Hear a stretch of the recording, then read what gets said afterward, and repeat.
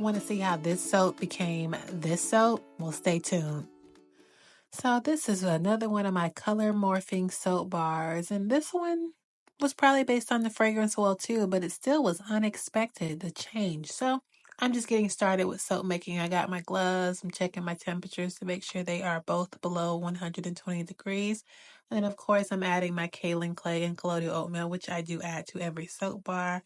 And here I am just adding my lye solution because we are about to see how this soap bar really morphed. It did take a couple of days for it to morph, and I knew that it would, but I did not expect for it to be this chocolatey color. I mean, it definitely made me think of chocolate.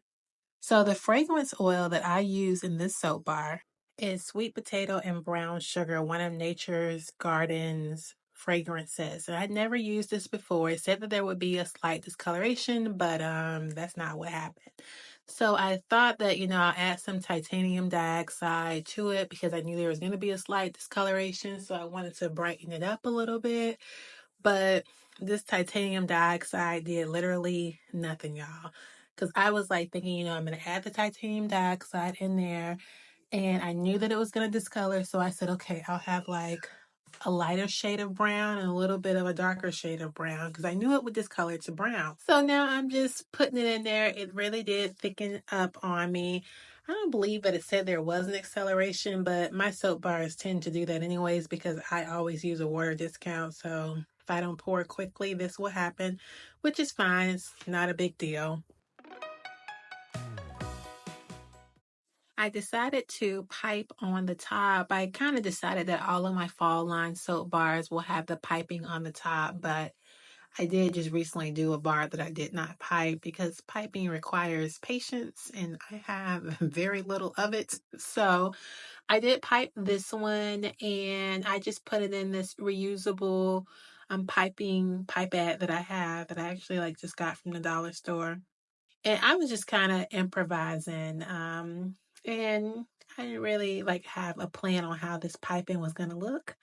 But I think it came out nice because I did have some embeds that I wanted to add. And these were embeds that I had made actually a while ago. I'm sure these embeds have already cured because it's been at least 4 weeks since I made these embeds. But I was like, I need to use them because they're kind of too tiny to use on their own. I guess maybe for kids, but had put this is actually from one of the other fall line soap bars. I think the first fall line bar. I added the remaining soap batter into this floral soap mold, and so I made these and I put them on top, and look at how pretty they are. It looks like little chocolate flower drops. I think they're so cute.